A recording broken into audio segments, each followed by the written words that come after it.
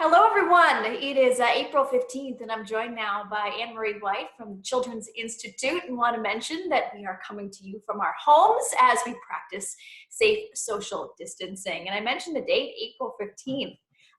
We're going to talk about how it's been just about a month and how that brings some new challenges. But first, I just want you, if you could, to start reminding everyone what you guys do at the Children's Institute.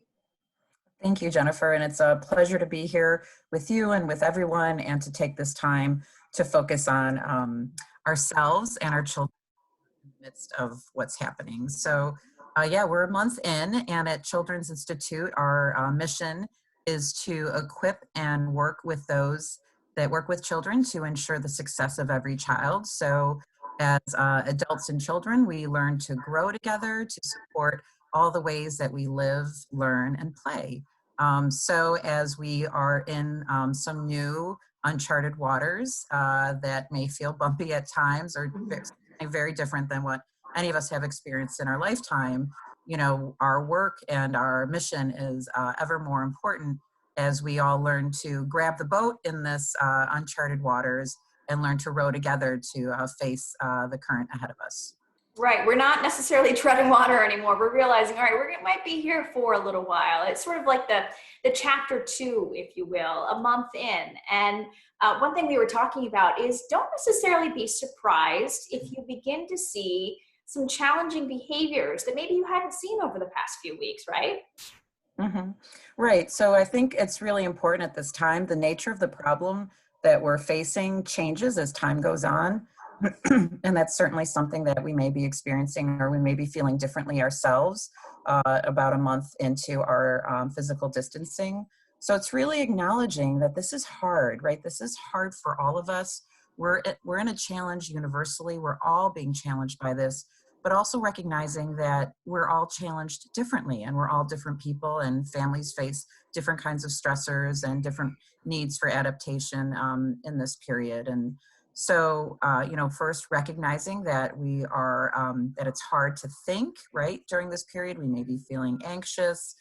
We may not be feeling safe. There might be new things that we're grieving, for instance, or now that we're a month in, those things that we were hoping for that would happen, we're recognizing that, you know, we may be losing those opportunities for celebrations or other activities that we were holding on hope for that we could return to that might, you know, help us just recognizing first that this is challenging us differently is an important part.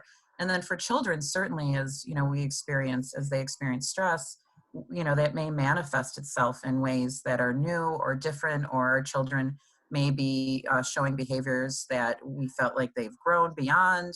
And so, you know, we really want to have time to, you know, when that's happening, certainly, you know, maintain routines to try to, you know, reduce the chance of that, but also really acknowledge that, you know, when we see that, we ourselves want to stay calm and give ourselves permission to, if we need to, step away, grab a snack ourselves, really refresh ourselves so we can be ready to just listen and reflect on what that behavior, what might be underpinning that behavior with our child. You know, take time so we can formulate a question that would, you know, potentially reframe things or help us redirect the child in that moment to something that's more positive or more reassuring, and you know, find ways then to reconnect with our child and move forward from that moment. It might be through laughter. It might be, again, more redirection. It might be just, you know, saying, hey, let's get a snack. Let's just take a moment and care for ourselves, you know, as those challenging behaviors go on. But that taking time to be calm, to reflect, and then reconnect is our path forward. We want kids to be able to feel safe and that they can share what they're what they might be scared of or stressed out by that might be leading to that challenging behavior. But again, the self-care of, you know, we're best parents when we take care of ourselves, aren't we? Certainly. Yeah, so I think, thank you, Jennifer, for bringing that up. I mean, you know, anything that's managed, anything that we can mention helps us start to manage it, right? So first, just helping our children to identify their feelings, being that emotional coach. Again, helping them notice what it is that's happening, and you sharing and that noticing. I see that, that this made you angry. Let's talk through that. So acknowledging that is part that it helps us enter into that opportunity then to care for ourselves and then care for others. So certainly, identifying what could be a helpful support for you as a parent. Maybe it's checking in with a friend yourself, taking a break, going for a walk, again, giving yourself a snack, watching something funny, right? So picking up and looking at a meme that made you laugh yesterday, those kinds of activities can really, in that moment, help us care for ourselves and be ready to care for our children. It's as they say in the airline, put the mask on yourself first. So again, because we are, a month into this and looking potentially at, a longer road to hoe here, that we want to be kind to ourselves. We want to love ourselves in this moment as well, and that care for ourselves will translate into great care for our children. Mm-hmm. Sort of, and that can all sort of be summarized in these two words that you've been using as we've been talking, wings and roots.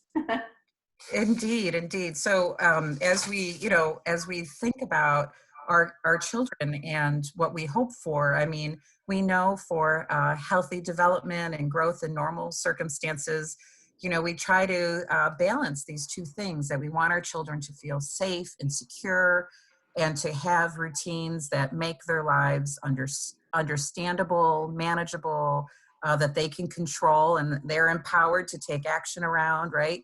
So all of these, knowing that they are connected, that we can, others around them can relate to how they're feeling, all of these ways that we ground our children, to have them feel that they belong, that they're nurtured, that they're cared for, builds security. So we want to keep those roots, all those things that reinforce roots, in place right now while we are feeling more anxiety and more stress and more disruption in our lives, and in those routines.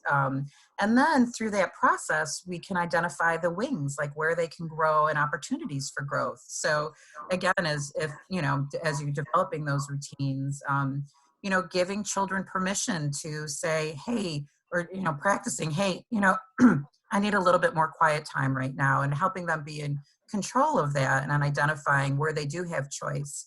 Um, excuse me, I think is a very important part of that balance. And certainly, as we are also facing so many disruptions, acknowledging their sacrifice that they're doing, like how their activities are helping our community to be safe. And they're making those contributions themselves. They're contributing to the world. And similarly, that members of the community that are going through the same activities of, to minimize our risk, like hand washing and, Mm-hmm. keeping our distance, that they're doing that to keep us safe too, and that they care for us so we can be identifying those places where, again, there's opportunities for growth, as we're, making these adaptations to, to keep our health intact as families. What I think is the pep talk I needed to hear as we, yes, move into chapter 2, as we said. Anne Marie White from the Children's Institute, thanks so much. Thank you, Jennifer.